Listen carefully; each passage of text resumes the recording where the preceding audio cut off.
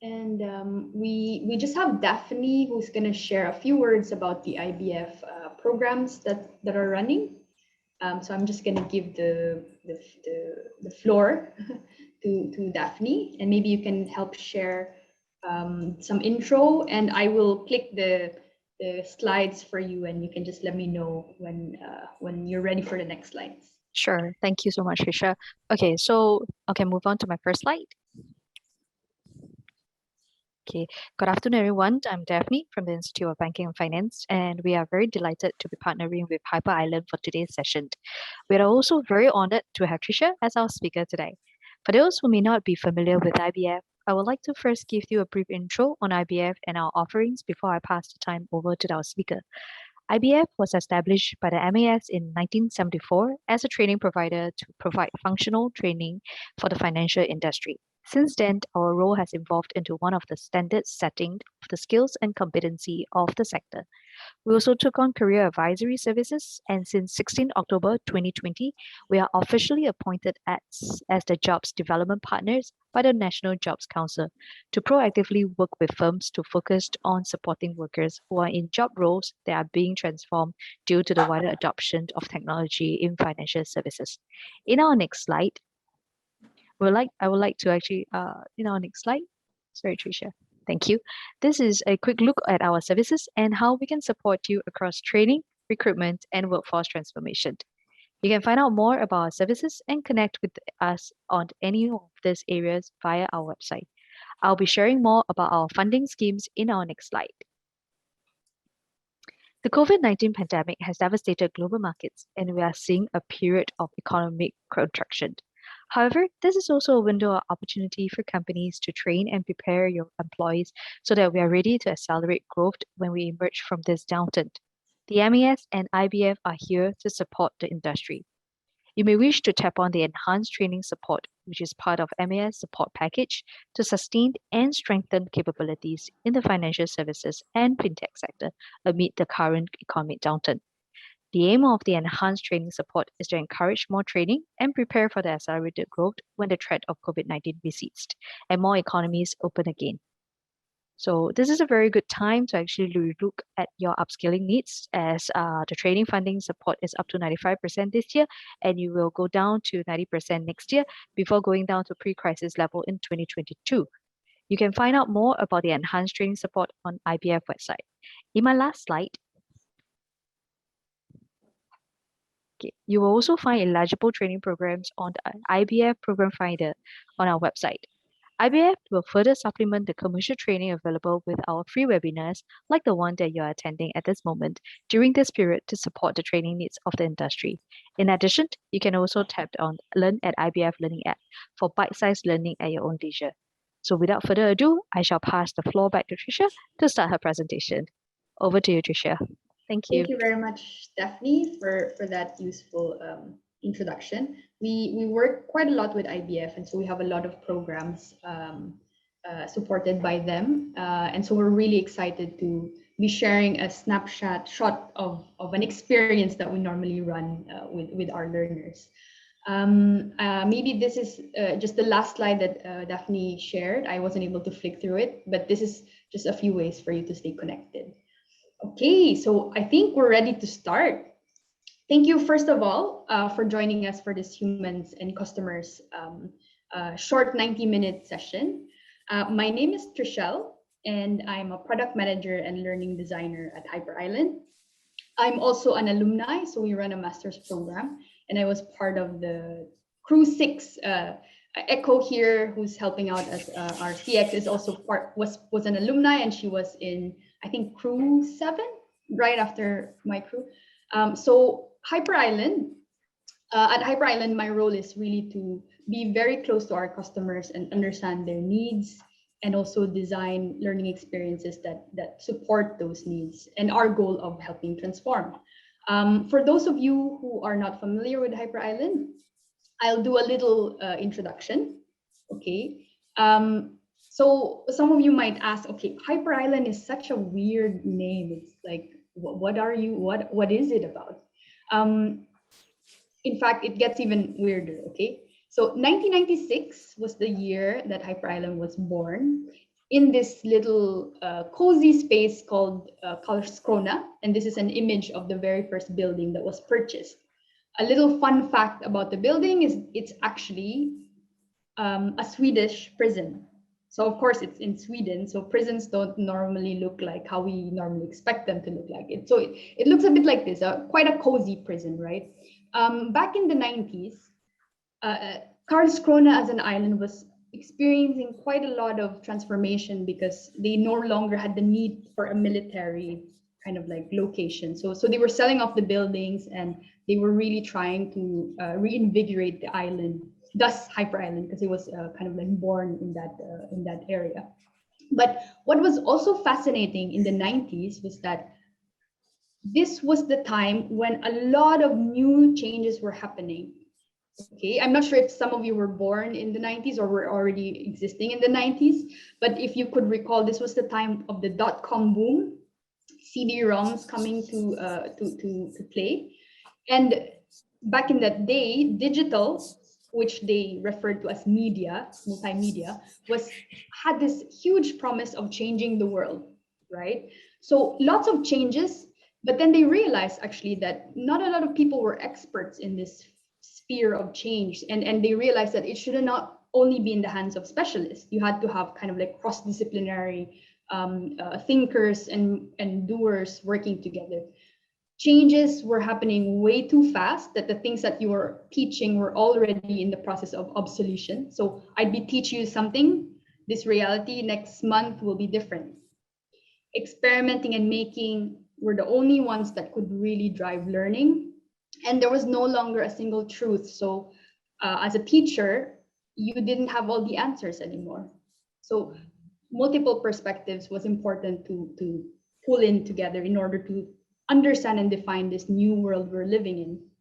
And this was the state of, or the context where Hyper Island existed, and thus it really needed to be redefined, and the learning journeys that they were designing really had to be kind of like shackled, right? So I'm gonna ask this question. This was in 1996. It's 2021. What has changed? I think a lot of these facts or a lot of these points still apply, right? So at Hyper Island, what we really focus on after 23 years of existing is how do you train people to be able to transform independently regardless of what era we're at. And I think within our core, this is a really nice quote that really talks about our principle. In times of change, the learners will inherit the world, while the knowers will be beautifully prepared for a world that no longer exists. So at Hyper Island, at center to the methodology that we have is a learning approach for the digital age, an age where things just change radically overnight. So it's really important to do things by building, experimenting, doing. So the learning by doing component is really strong. We work through collaborations because as individuals, we will never know or master everything. So it's really important for us to harness the collective knowledge of the group. We make sure that learning and examples or situation or teachings that we provide reflect the real world so that you're always in touch with what's out there. And of course, we harness the global network that we also have and the network within our alumni and our partners and the organizations that we work with in order to bring in relevant and the most cutting edge content. So the things that you're learning now are things that we just researched this morning or things that we're also discussing within our circle of groups, right? So, so that's a little bit about Hyper Island. And our goal for today's 90-minute session, so it's not a lot of time, but we'll try to harness as much as we can. And I hope I can share with you some interesting things that I've also learned along the way. But the main question that we will be answering for today's session is how do we rewire our thinking towards customer centricity? And I'll be sharing a few concepts that I hope will be useful for you. Because you're in Hyper Island, of course, I want to just give a little guideline. Learning is more effective with doing. So I invite you to ask lots of questions, engage using the chat. You can definitely unmute or mute your mic if you want to say something. Um, I will be doing a lot of interaction, so I'll be sharing with you lots of Menti links, and you will discover what Menti is about. And we'll also have group discussions. So hopefully you're not too shy. Don't worry. It normally enriches your learning if you get to, like chit chat with your fellow participants as well. Hopefully that's okay. So that's a bit about just setting foundation and a bit about HyperIsland and myself. What I would like to do next is actually to hear a bit from you, okay? So what Echo is going to do is she's going to break you out in groups of 5 and 6. And it would be really, I would really appreciate it if you could help participate and, and share a bit of your experience. Since we're talking all about customer centricity, okay, I would love to hear from you in your groups what a great customer experience is, a poor customer experience is, or if there's any brand or product that comes to mind that fulfills this. Okay, just a quick discussion. You can share your personal experiences.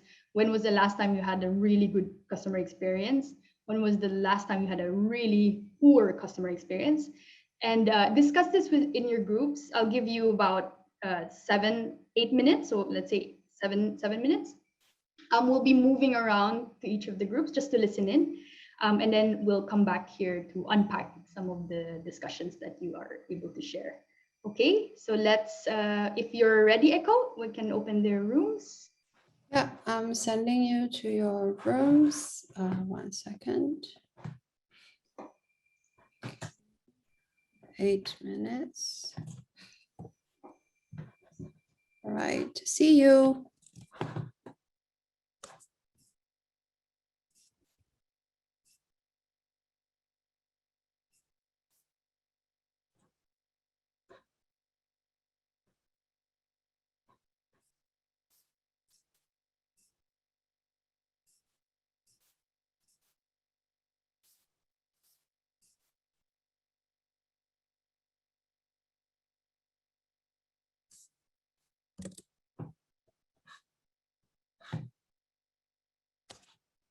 I think I accidentally sent Rochelle away.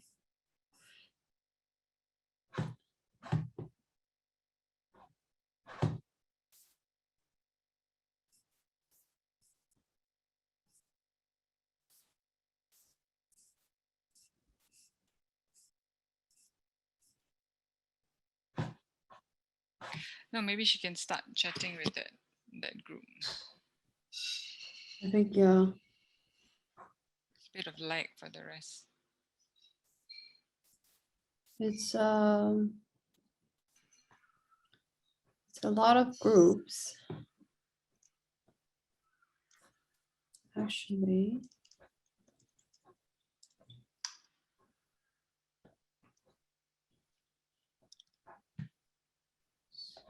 We're about 20 groups, because we have about 100.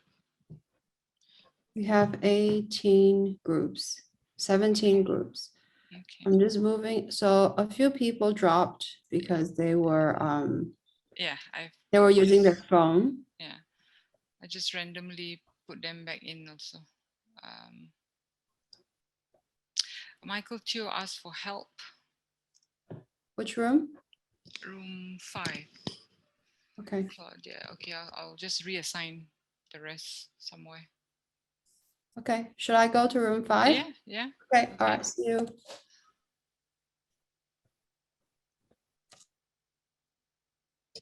Michael Teo.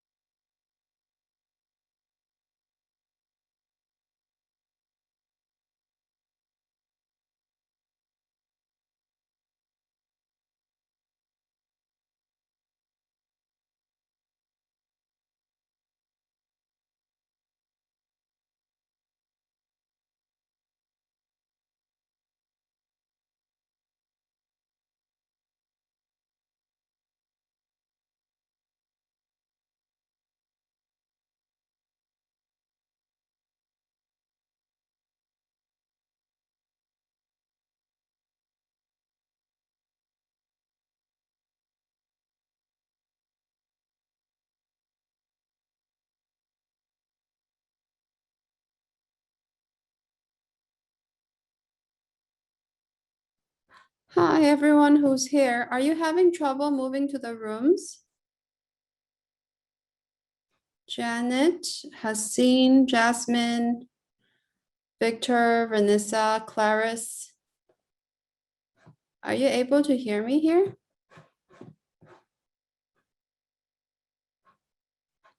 I'm not sure what the issue is. There are a few rooms where people are just not talking. What was the issue, Juanita? You went somewhere. Yeah, Bikram, he came in late, so he asked what was the question. So I just gave him the sharing questions. I see. Yeah, but the rest were off their cameras and they were pretty quiet. So I don't know whether there's much sharing done. So like this is the issue that I was talking about. That if like these people who Yeah, we are now can't. in the main room, they have Yeah. been sent, but they are not able to actually Get through, is it? Yeah. Hi, Haneen. Are you having problems getting into your room? Jasmine and Clarice as well.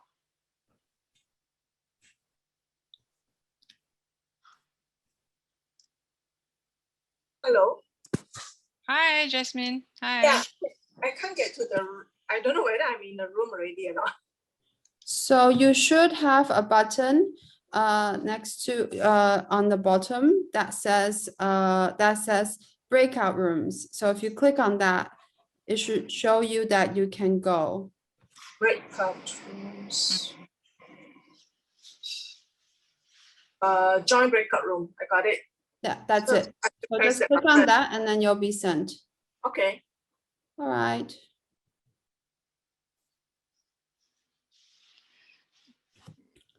Guys, I have to go at 3, so Okay. I'll leave it to Juanita. Okay, thank you, Echo. Trishelle, we have a few more minutes, so I think some of them are a little bit quiet in the room that I was in just now. Yeah, so we'll play by ear on the Yeah, time. we can just let them know that we're closing the rooms. I think it's I think we can do that, and then I'll just shift the facilitation approach as well. Yeah, yeah. How many more minutes do you want? Maybe we can give them an announcement that we'll bring them back. We'll bring them back now, so it's like 30 seconds normally to close. Okay. Okay. Thank you, Echo. Okay, Should I do it or do you Yeah, want you Juanita? can. Go ahead. Go ahead, Echo. No problem.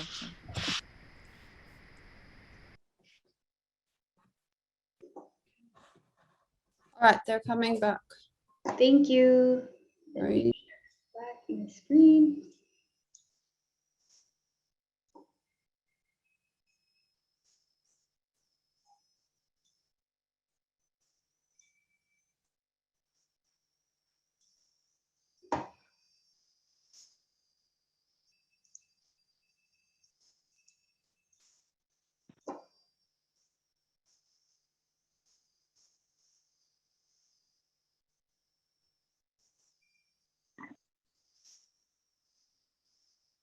Welcome back, everyone.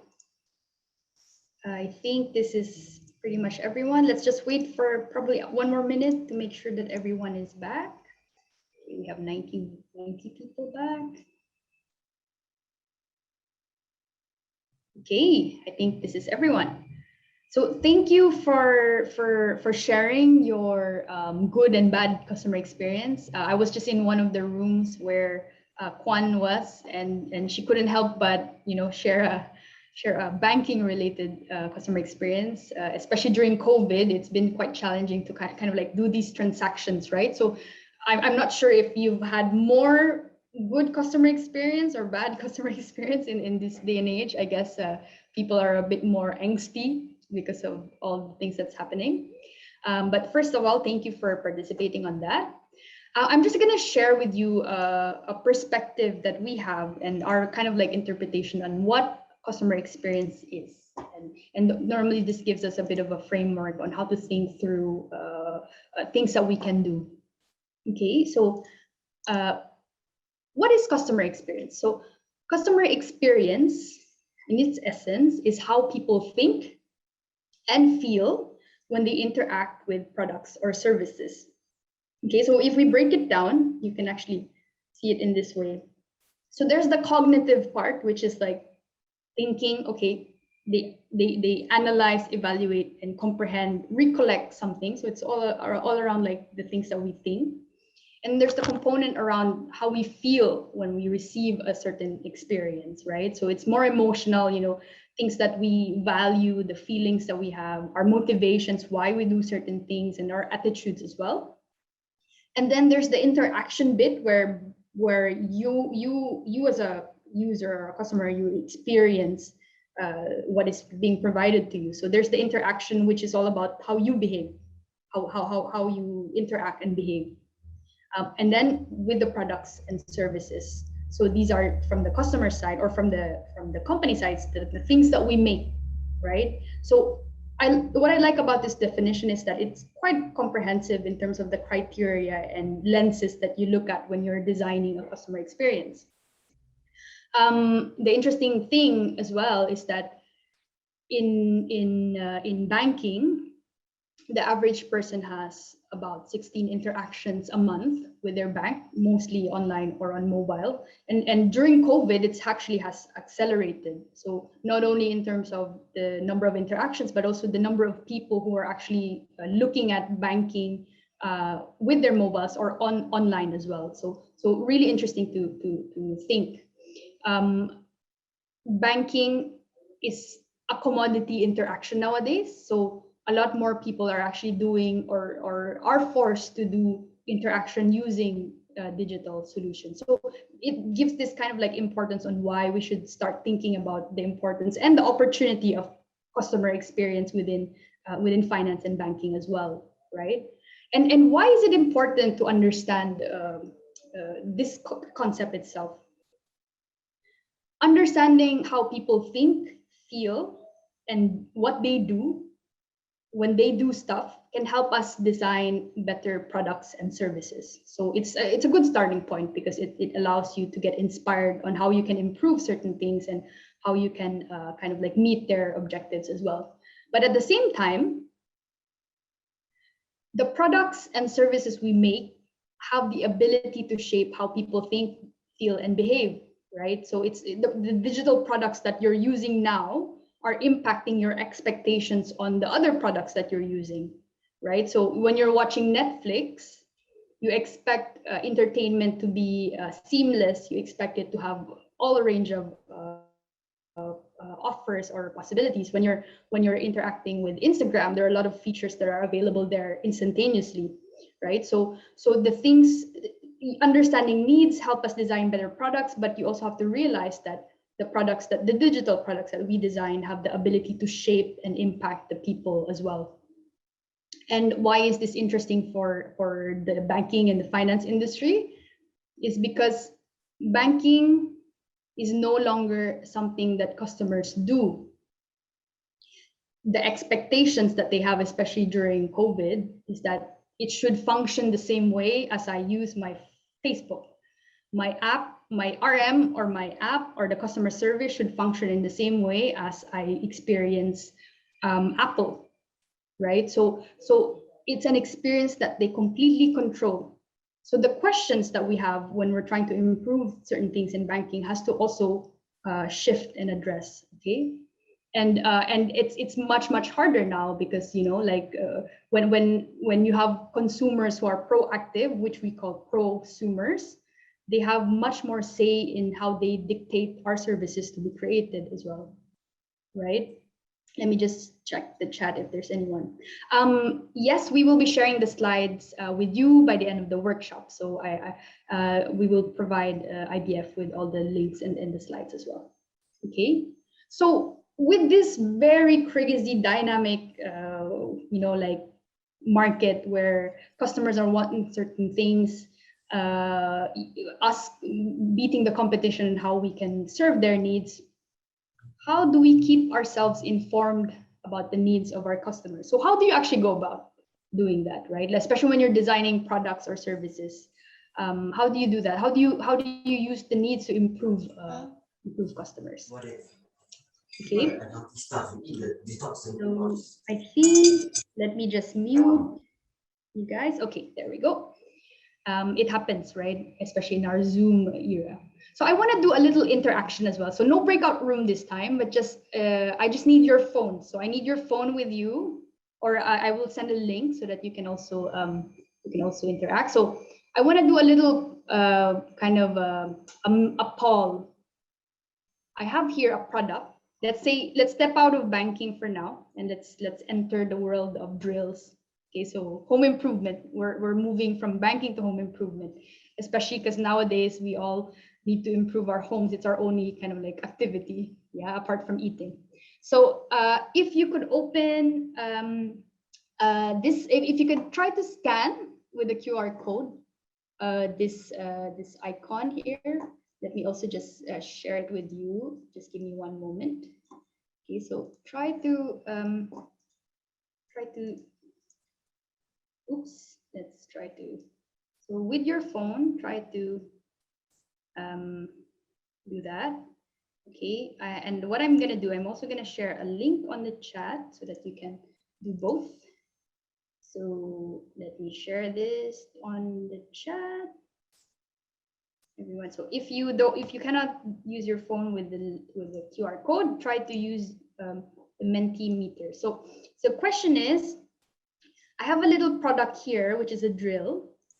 I want to get your thoughts around how can we actually improve this product. And I'm going to pull up our Menti because we have already a few answers here.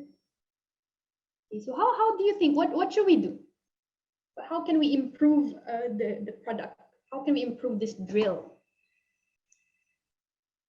Okay, we're seeing a pattern. So run a survey. Okay, so we can run a survey.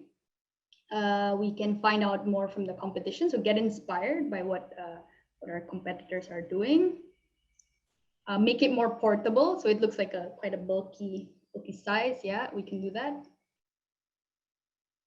Okay, a few more votes. Okay, yeah, lots of run survey. Survey sounds like a good track. Okay, so last few votes. Okay, so it looks like run a survey is kind of like the popular choice by the crowd. So there you go, 35 run a survey. Okay, so thank you everyone.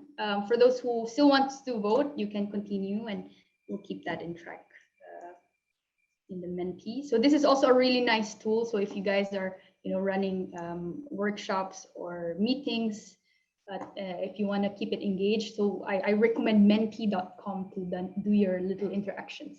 Okay, so let's try to unpack our options, right? So what we said was that we could find out about the competition, we could run a survey, we could make it more portable, and then we can provide color options. So nobody actually chose color options, mostly run a survey and then find out from competition and then also make it portable. So let's try to unpack what these are. And first of all, I want to say that there's no wrong answer. You can do any of those and they will kind of like provide a way to improve your product, right? And Alex, you're right. So how can we improve this product for customers? Depends on your customer segment as well. And we'll dive into that shortly. So let's just try to unpack the different options that we had. So find out from your competition. So definitely you can do this to get inspired by, like what are they doing? What are the technologies that they're probably using that we're not? And where are they adding value? Because this could be inspire us. But normally, when you're trying to be customer centric or you're trying to kind of really meet the needs of your user, being better than competitors does not equal to being good or being relevant, because it's really about the goal of the user that defines the competition. So you might be DBS or OCBC, but actually your competition is actually from the goals of the user. It's not actually OCBC, it's actually Revolut. So sometimes just looking at your straight up competitors might not be the best way, but you can still do it, right? The second one, run a survey. So this is the popular vote. This is absolutely okay as well, because it does give you insight around what they're looking for. But oftentimes people do think in terms of existing solutions, right? So the things that I'm experiencing now, I will comment on it, but not oftentimes, or unless they're very enlightened users, or you have the opportunity to actually dig deeper into their needs, do they really give you the goals of what they're trying to achieve, which is the gist of what you're trying to go to. Okay. The other part is like the two options: provide more color options or make it portable. These are solution focused, or like, you know, you're enhancing features. And sometimes, and you can absolutely do this as well by choice. However, sometimes focusing on features do lead to incremental value. So you're improving the product by a little bit, unless it's a choice, unless that's what you want to do. It's one option, right? But it's harder to kind of like gain attraction in terms of competition, because competition can easily do the same as well. So they can provide more color options or make it more portable as well. Okay. So what's an interesting way to look at it then? And this is where we wanted to share with you just a different way to think about how to center yourself around customer centricity. And the clue here is really the power of questions, right? So I'm just going to pull up this quote by Henry Ford. If I had asked people what they wanted, they would have said faster horses. And for those who are not familiar with Henry Ford, he is the founder of Ford Motors, and he was the first kind of company or the individual who proposed a different way of transportation. So you would think in this time they had horses as a way of transportation. And at that time, when you ask people, you do a little survey, equivalent to a survey at their time, they would have said, oh, my horse is too slow. I need a faster horse. But then if you dig deeper, what is it that they really need from this horse? It's not a faster horse. It's actually a better way to transport themselves. So this concept itself is captured by another individual who's a prominent person in the world of innovation. He passed away, I think, a couple of years ago, and his name is Clayton Christensen. And he talks about the concept of jobs to be done. So people don't buy products or brands, they hire solutions that get job done. So jobs to be done is sort of a mindset, a way of questioning things in order, and it's a way to focus on customer needs as the main thing. So the job that people actually want to accomplish. Okay, so it's a framework that, for example, at Hyper Island helps us think about how can we improve our products by understanding what people actually need. Okay, and I'll help unpack this a bit more. Just give me one moment. I think it's a bit noisy outside. Let me just close the door. So just one minute or even less. Okay, just give me one.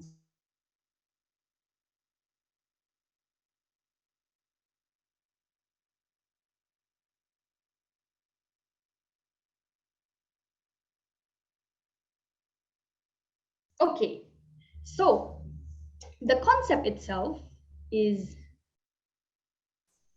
people encounter situations that drive the need for a job, okay? And they hire a product or a service to get that job done, okay? So it's this kind of like relationship between a problem that they're experiencing and the solution that's available for them to have, right? So it's the problem that people encounter that requires to be solved, and then the options of solutions that's available for them in the market. So if we go back to the drill, if you go back to the product that we were trying to improve, which was the drill, if we apply the concept of jobs to be done in this context, what job do you think was the drill hired to do? What are some of the jobs that a drill would address? So B2. So you can just share on the chat. Maybe you can type on the chat. What do you think are some of the job? No worries, Christy. That's make a hole in the wall. Yes, that's carpentry. Yeah. So yes. So we hire a drill to make a hole in the wall, to fix things, right? To put up fixtures. Maybe if I ask like make a hole in the wall, we make a hole in the wall because we want to achieve something. Like, yes, put in hook to hang a picture. So that's definitely it. Thank you very much, Andrew, for that. Handyman service, yes, assist in renovations, put together objects and all that stuff, right? So thank you everyone for sharing that these answer. So if you look at okay, so how can I improve and you know like enhance this this drill, right? So competitors would probably go and okay, maybe if I make it pink, that would match the needs of the ladies who need to do home improvement, right? So maybe if I add a few features, add speed, you know, like that would enhance my product. Maybe if I make it portable, like this Bosch one, right? So I can carry it. Same with this Mac one. So lots of range, right? Like, so all of these are product features that you can enhance in order to match these needs of making a better drill, right? And I think I want to take a kind of like a pause here and do a meta thing.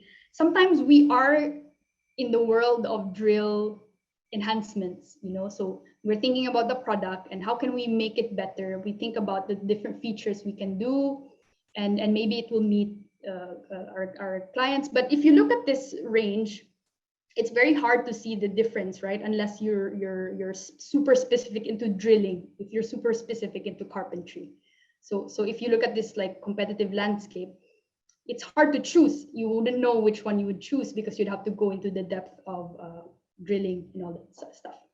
Now I'm going to show you an unexpected solution or competitor that is also able to meet the needs of this drill.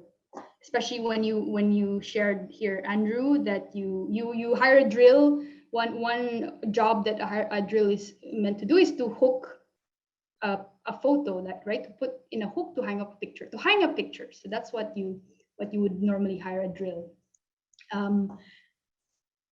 No, some of you know what this is, or some of you have used it. It's a 3M hook.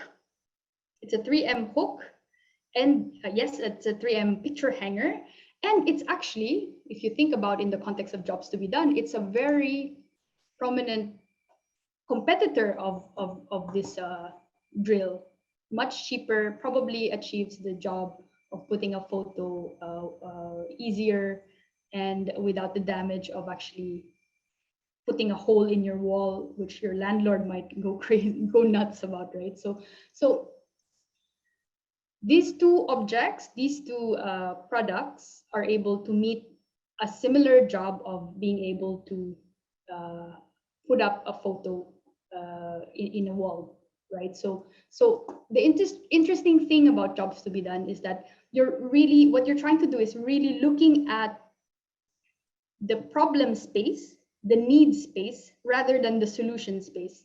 So let's say in this context of the horse, I'm just going to pull it back again. I want a faster horse, puts you in the solution space. Similar to I want to build a better drill, right? You're really thinking around the features. How can I change the color? How can I change the look and feel and all that stuff? But if you want to really be able to kind of like provide value and meet that value, it's better if you move more closer to the need and the job space. What is this product, or what is this object, or what is this service really hired to do? So in this context, it's like, I want to travel from point A to point B together with my whole family of 5, shelter from the rain and the wind, and I don't want to run a small farm for the upkeep of all my horses, because at that time, when you had horses, you actually had to take care of them as well. You know, like you need to feed them, you need to clean the litter that they put out, and it's actually quite a tedious task because you need a farm to be able to provide for that. So if you're more closer to the job and need space, it opens up the possibility of what you can actually do. You don't need to have an animal, you can have different types of solutions around it.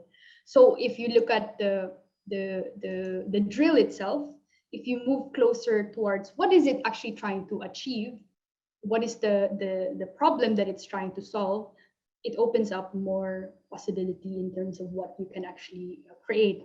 So even the 3M solution itself, it continues to update, right? So they have now, if you go to a store, you'd have different selections of different hooks that achieve different jobs. So for example, this one, normally it's not the best for photos, actually, because I've tried it and sometimes it does fall, and it's not meant to be used for hanging frames or very heavy frames. But 3M continues to innovate and like try different approaches to solve that. So you have this solution that doesn't involve any hook, right? So it's just stickers. It's like a kind of like a Velcro inspired stickers. And then you have these guys as well, which is doesn't look anything like a hook, but it's actually strong enough to cover up a heavy item, a heavy frame, and there's no tools required. So when you start thinking about your customers in a context of what are they really trying to achieve, what job are they trying to achieve, you open yourself up to more possibilities. Let's try another example here. So cut grass.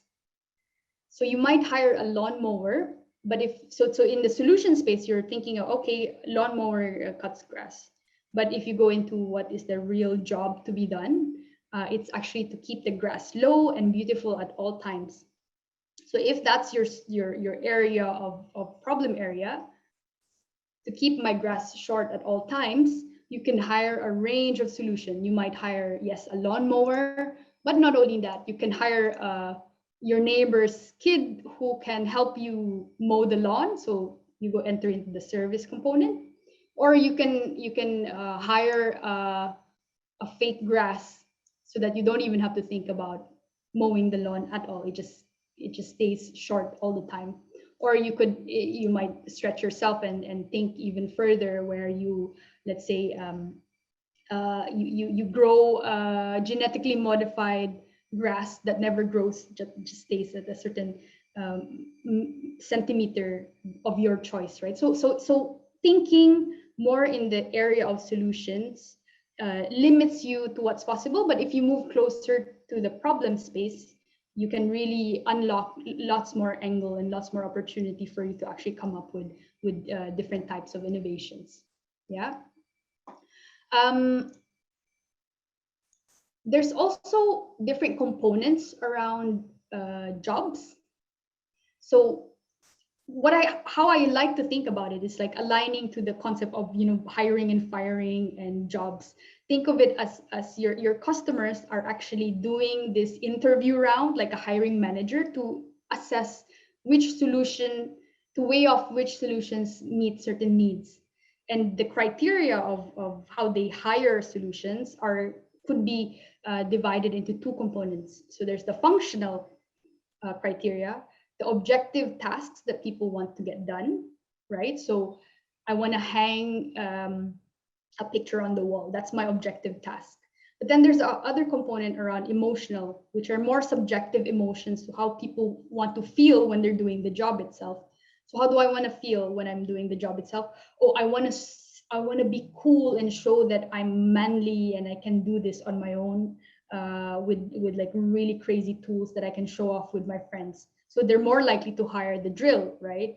Oh, or I want to make sure that by the end of my lease, I don't get, like crazy fees that I have to pay for renovations because my landlord will be angry at me. So they're more likely to hire the 3M. And within the emotional criteria, there are personal. So like you as a person, how do you want to feel and be perceived while executing the job? There's also the part around the how you want to be perceived by others, right? So it's more social component. And the more we understand these different criteria, the more we realize that, okay, there are different ways for me to actually add value or to communicate what my product is trying to achieve for the needs of my users. Okay. Another component around jobs is that jobs are not easy to discover.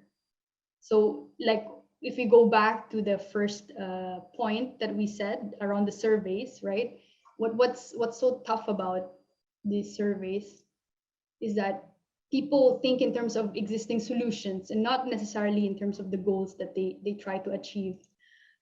So when you're really trying to understand and uncover needs at the core of what people really want to do, you need to employ a lot more kind of like hunting or searching. So, for example, let me just check on the chat that yes. Looking at customer segments, right? So you could, one way would be to segment your customers and really try to understand what are the different types of customers that I could serve or I could analyze. But sometimes these guys won't tell me what's their motivation. Data is very weak at trying to say, okay, this is what these guys are looking for or this segment is looking for. And it's harder to get inspired by customer segments because they rarely show insight into how people's lives are lived, right? So it's much more, you need to do more observation, you need to do more kind of like nitpicking. And people are just not going to tell you upfront that this is how I want to be, how I want my solution to be innovated. You have to do much harder work. And this enters into the field of design research, which is something that we actually cover in our 2-day courses and 4-day courses at Hyper Island, to really teach you how to go into this nitty-gritty of finding out what are the gems and the needs within a person's life, right? So if you look at the methods that you might employ and how everything comes together, because in the beginning we were talking all about, like we can do a survey, we can look at competitors, we can implement new technologies or features and stuff like that. So in this diagram, what you can see is iceberg. And normally, the solutions that are the methods that we employ in uncovering needs only sits in the surface. So, for example, if looking at complaints, looking at competition, looking at running a survey, and probably new technology, really just uncovers opportunities to improve a product, mostly from a feature component, right? So you're mainly meeting expectations of what people are looking for, and it's a good space to be in. It's not completely bad if it's a choice by you, right, or your company. You can meet the expectation. You can sustain the innovation that you're trying to address, but it's really just locking you in this improving the product angle. If you want to really uncover much more deeper values that your customers are really looking for, they are not going to tell you this. So you have to do the groundwork yourself. So some of the approaches that we normally employ when we're doing it is we go and do, let's say, home visits. We observe them in their interaction of how they use a product, right? You map their journey. So you're not only existing in the solution. So your solution is not only the thing that you're considering, but how do they live their lives using this solution? So let's say, for example, this is the solution. You're expanding your realm of understanding to the experience they have using your solution. So you're broadening it to understand the experiences they have. You map their journey. You ask them to journal how they feel when they're using your product or they're using your service, because this gives you much deeper or like larger insight on how you can actually provide better solution, right? And if you really want to go much deeper into this iceberg, you have to go beyond just yourself in the context of the solution itself. You have to go into the lives of people. So in-depth interviews where you talk to them, not about the product, but do jobs to be done interview, like why are you using it this way? What's the objective?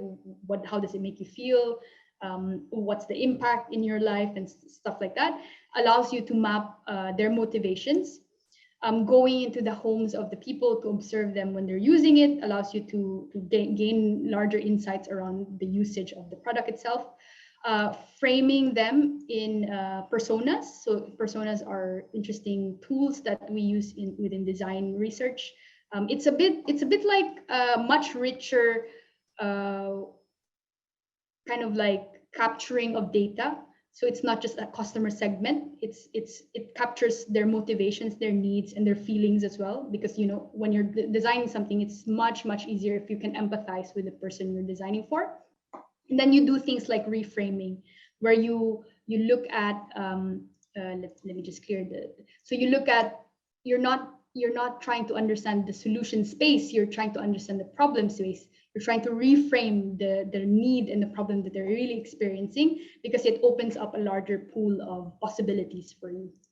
So if you want to uncover needs and understand what your customers value, sometimes you have to do a few techniques such as these that we are sharing with you. Of course, today I won't be going in depth into how you do these things. This is something that we normally cover during our courses. So you are absolutely, like invited to take some of those courses with us in order to learn some of the techniques that can help you really uncover all of these, right? Okay, so let's see now. I'm just gonna point back to the chat. Is there any like questions or things that you want me to address? Any opinions or perspectives that you want to bring up? Just let me know in the chat. We can definitely cover some of those topics as well. Okay. Just give you a few seconds to do that before I move to the next slides to explain a bit further this diagram that we have here. Yeah, all good. Okay. So why is it important to uncover needs? And in this diagram, like why do we even do this, right? And just to make it much more relatable to you, I'm gonna kind of like break it down a bit more. So we uncover needs in order to either meet them, either to exceed them, or to create new expectations. So if you want to meet expectations and people tell you that, okay, I want a new toothbrush and I want it to have hard bristles and soft bristles, you play in the space of, okay, meeting the needs. That's why sometimes it's not recommended to look at competitors, because they let you play in this field.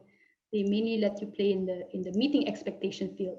And that's perfectly fine if that's your intent within your work or within your company. But if you really want to kind of like break free from that and add more value, then you start looking at what are the needs so that I can exceed them, right? So I want a toothbrush where I don't have to worry about it me brushing too much, or like whitening my teeth and all that stuff. So then you can actually look into exceeding the expectation and introducing new ways of achieving their original goal. Or you can uncover needs and life demands or motivation so that you can also exceed them. So in this situation, what if you start not having toothbrushes as an option, but actually just a revolutionary innovative tooth cleaning tabs that allows you to not brush your teeth at all, or a toothbrush that looks nothing like toothbrush and you don't need to brush, right? So different ways of addressing or meeting expectations. Eddie, how then do you differentiate between needs and wants?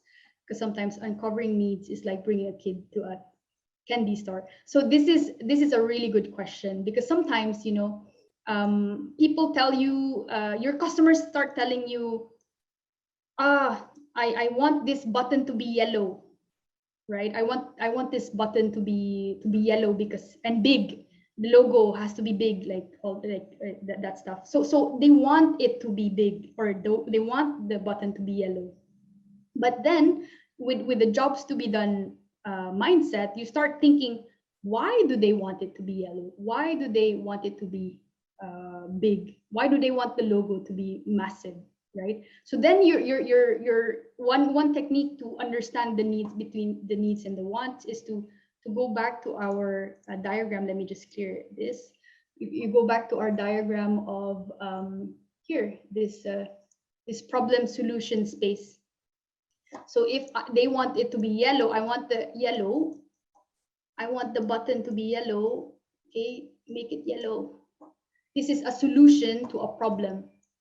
So this is I want. This is a want to a need. So then you start trying to uncover and ask much deeper, or try to like employ some of the tactics where you really understand, why do you want the button to be yellow? What problem does it solve for you? Because you want to move, you don't want to be in the solution space, you want to move to the problem space. What problem does having a yellow button solve for you? And then you might find out that, oh, because I have a very bad eyesight and I cannot see things clearly, or I have this like everything. I have a color. I cannot see colors, so I can only see yellow and purple, and so everything else looks gray to me. So then you start realizing that, okay, there's a different space that there's are different needs that are serving as problem for you, and maybe yellow is not the solution. I'll propose you a different solution that can address the problem that you're really trying to solve. So sometimes it really takes a bit of effort for us to dig deeper into what people are actually asking for, and also being mindful if you're moving from like a solution space, or you're moving towards a problem space as well. So thank you for that clarification, Eddie. So if we go back to just a different example, right? So here, if we look at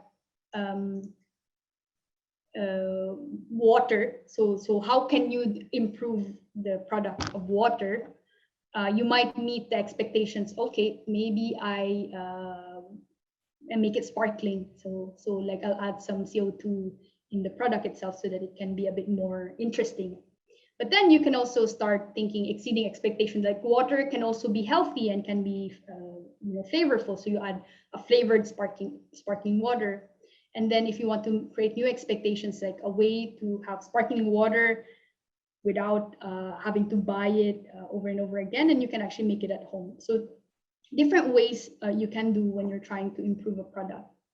Similarly, something that you might be familiar with, especially for those who were in the time when we were actually listening to these devices, you can so music listening, right? So you can either listen to music in an easy manner, you can use these devices, meet them with the different products. You can include a few features. You might have different design, you might have different color, and all that stuff, right? But if you want to exceed the expectation, you really have to look at, okay, what else is important for people who are buying these things. And one thing they realized was when some of the teenagers at that time started carrying some of these boom boxes, and they realized that there was a need for it to be portable.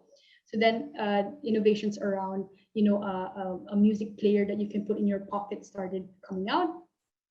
And then they realized, like, really going deeper into what do people really need when they're listening to music.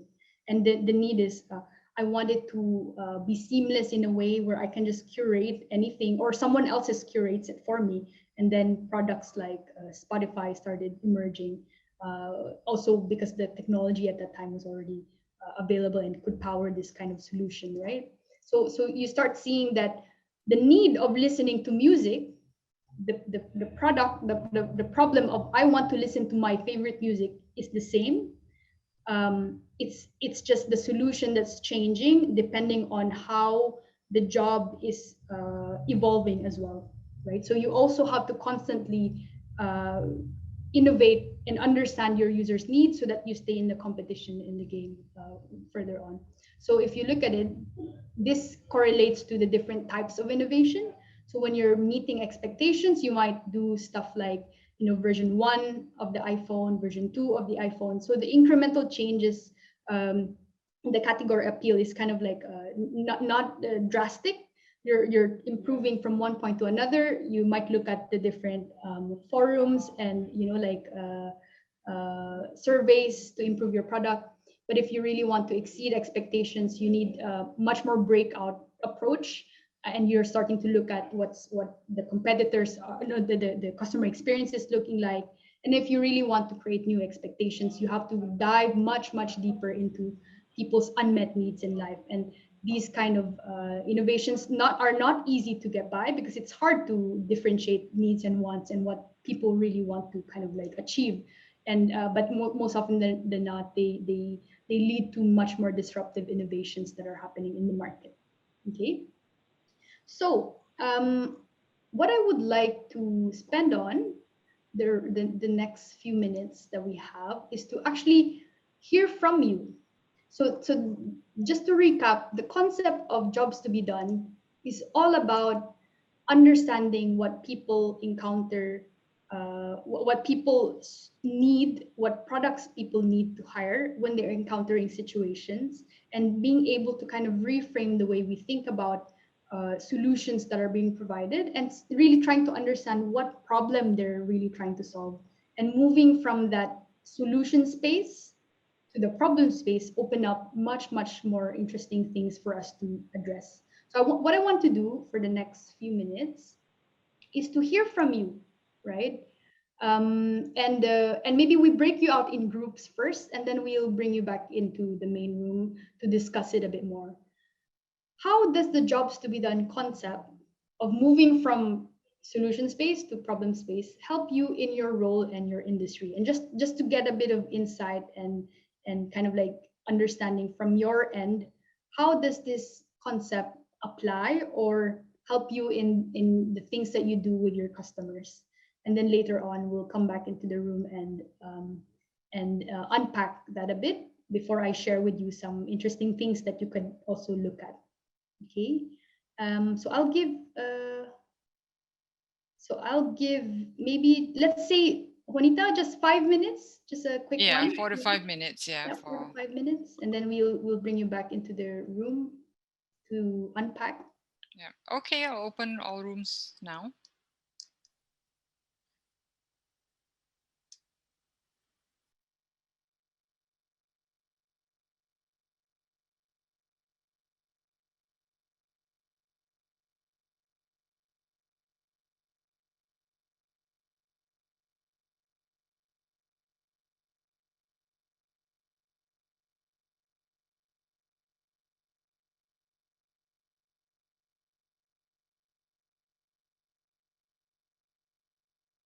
And just do a quick one, Juanita, in case they don't. I'll put up a Menti as well to just.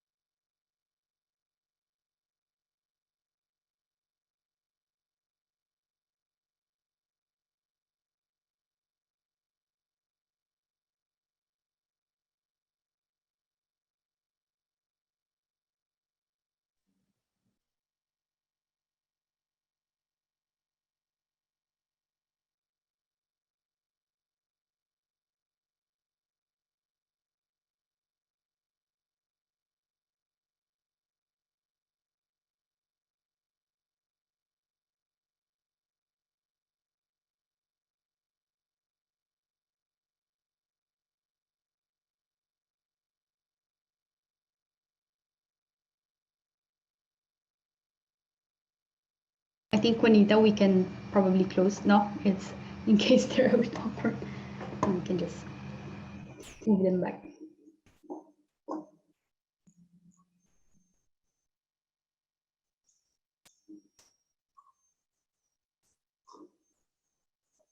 Okay. We I'll do went- the broadcast. Yeah, just. Okay.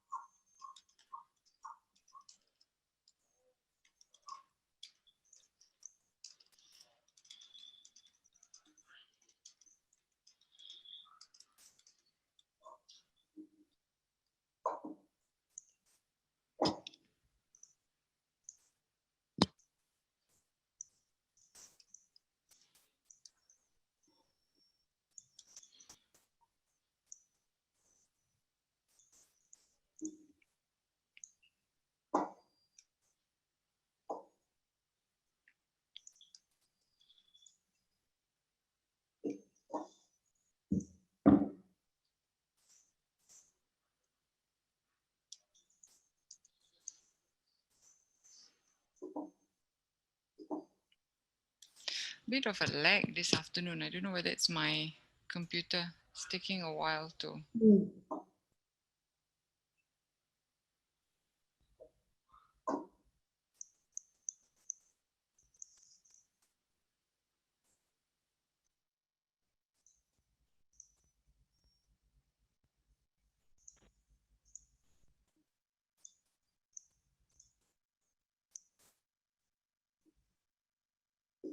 Okay, welcome back, everyone.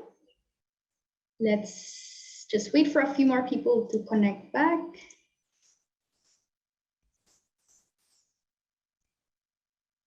Okay, I think there is a bit of a lag. That's why some people are still stuck in the Zoom loop of breakout rooms. So let's just wait for them to come back.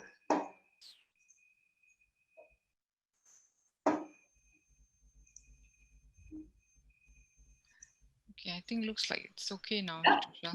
looks okay now. So let me just share the Menti again, just so that you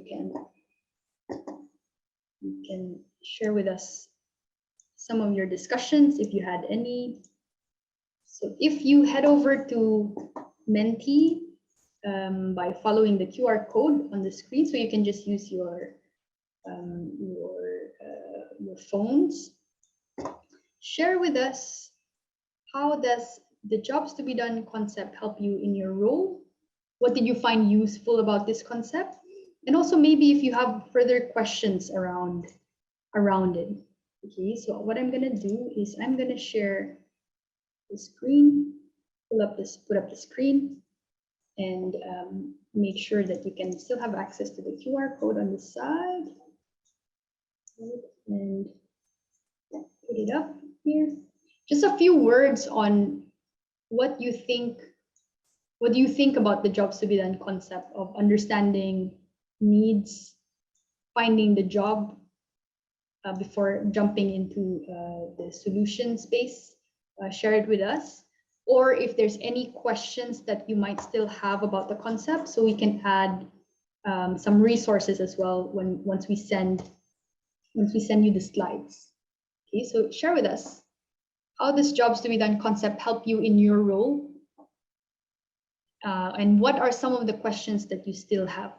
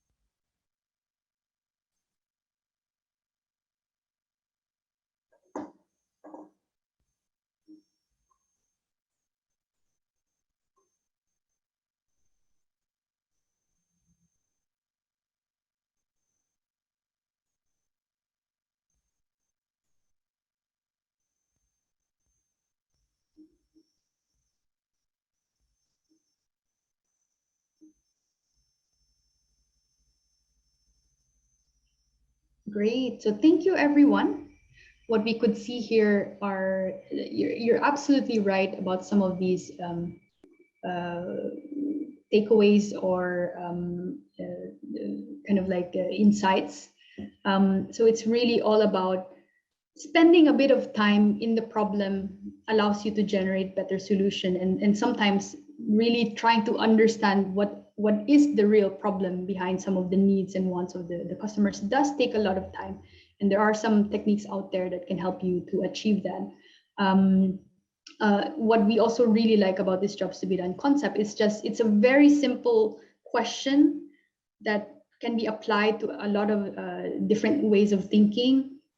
And it's really just understanding when you're having an interaction with your customer, when you're having interactions or they're purchasing whatever, like service or products, to just understand what job is he looking to achieve here? What job is he trying to hire for?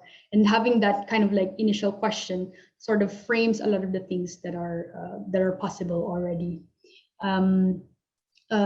Right, so certain documents in the company still requires them in originals, but what is the job that is this documents or this process really trying to achieve, right? Because it's like you're adding functions and features around this process, but is it really solving what needs to get done? And sometimes those are really interesting design challenge to kind of reinvent and make better, because it's probably not solving the right core of the problem.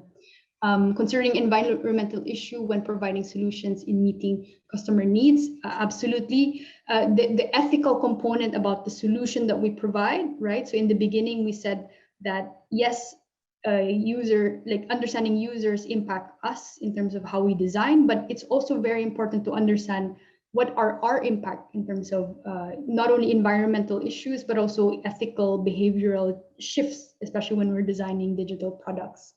Sometimes it is difficult to think out of the box to further improve on something or a job. Do we need to have a certain level of creativity for that? So what we always believe is that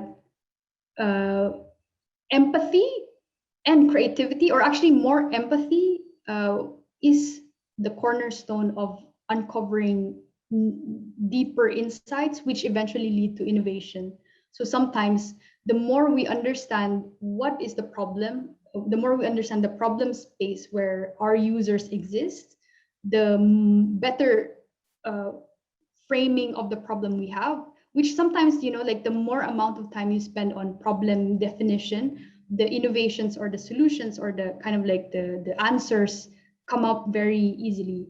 But it's the front part of the process where you're really trying to understand the problem that takes quite a lot of time. And from my perspective, or at least from our experience, sometimes it's more empathy that you need than creativity, because when it's the right problem, people jump in and want to solve a well-framed problem. But to get to the level of a well-framed problem is the more challenging part. Yeah, it helps me to package the banking products together when approaching a client rather than preparing piece by piece. So this is a really nice kind of takeaway and very actionable as well. So I just want to share with you some of the things that we like about jobs to be done, and some of the ways you can unpack them as well or use them in your day-to-day work. But first of all, thank you everyone for sharing all of these takeaways.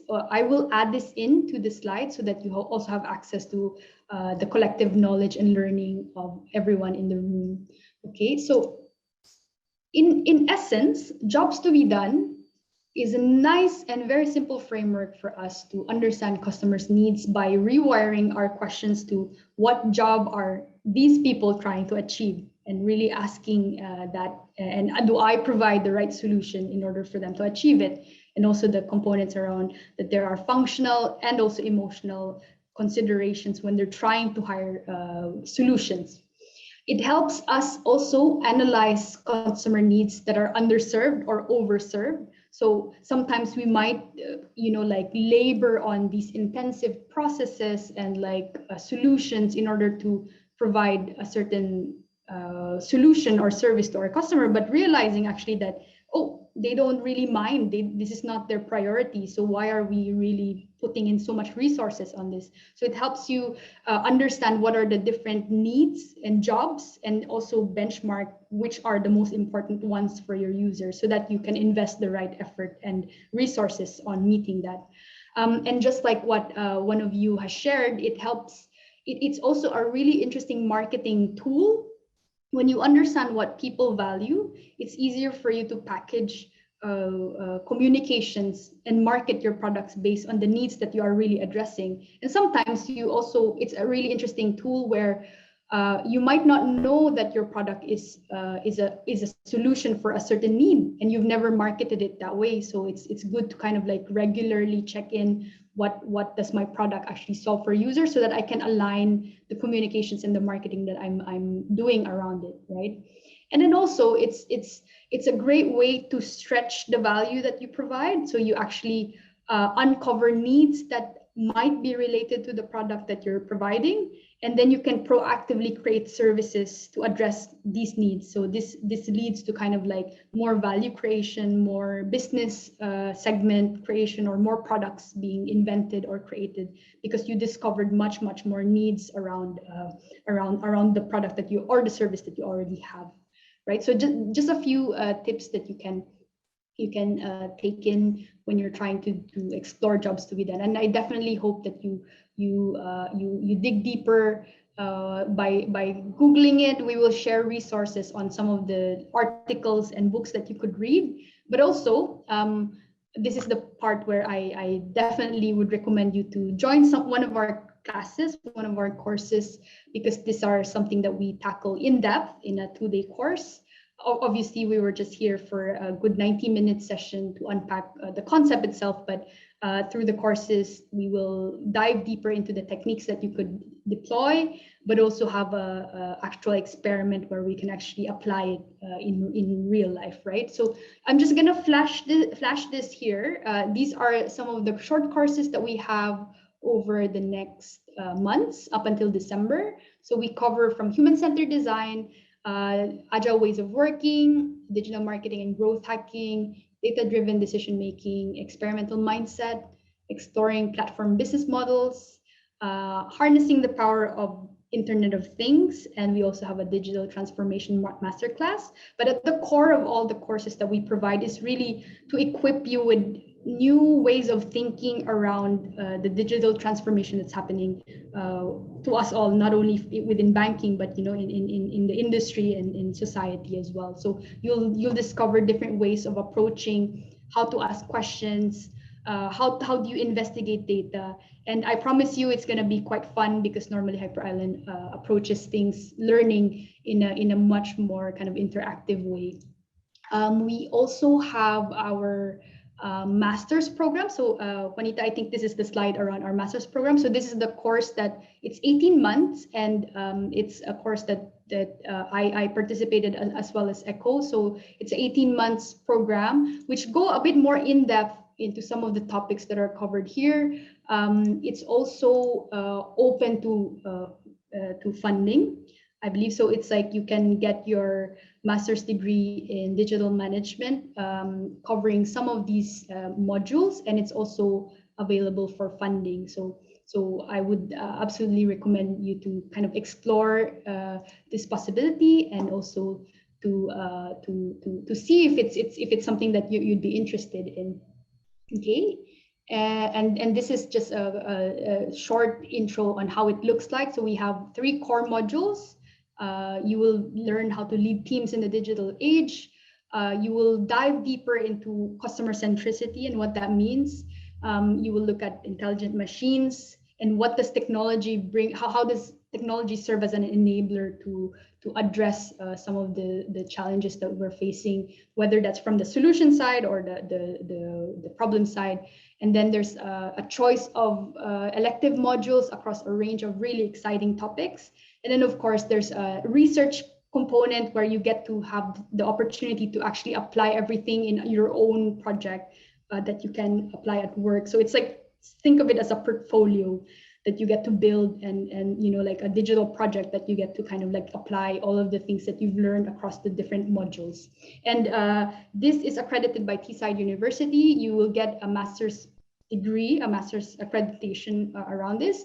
And majority of the modules, if I'm not wrong, are available for funding. So think of it as an opportunity for you to get a master's degree, not only that, but also learn what's up and coming, and get the chance to actually have it funded as well. So that's mainly it from our side. And I think we are just about to end the session. Of course, we would love for you to fill out this survey, and this is really to help IBF help design much better content for you, and also much better talks for you.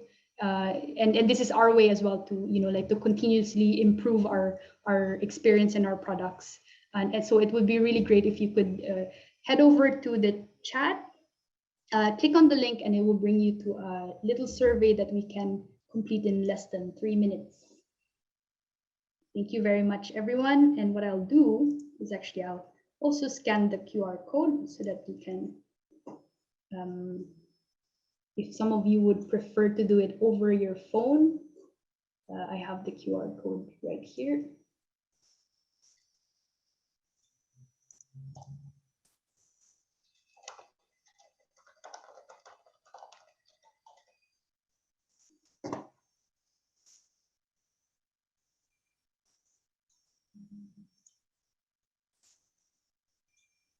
Okay, so you can also scan this QR code using your phone, and it will lead you to the survey as well.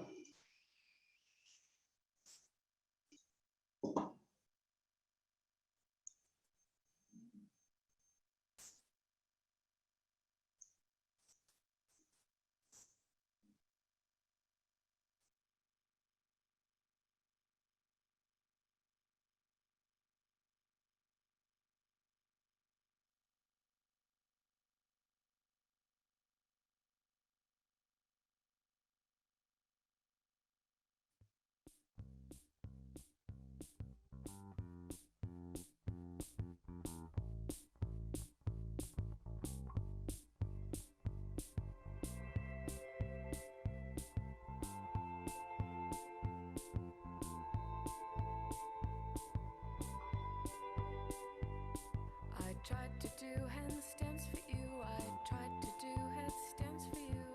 Every time I fell on you, yeah. Every time I fell, I tried to do handstands for you. Thank you, everyone, for helping us get this back.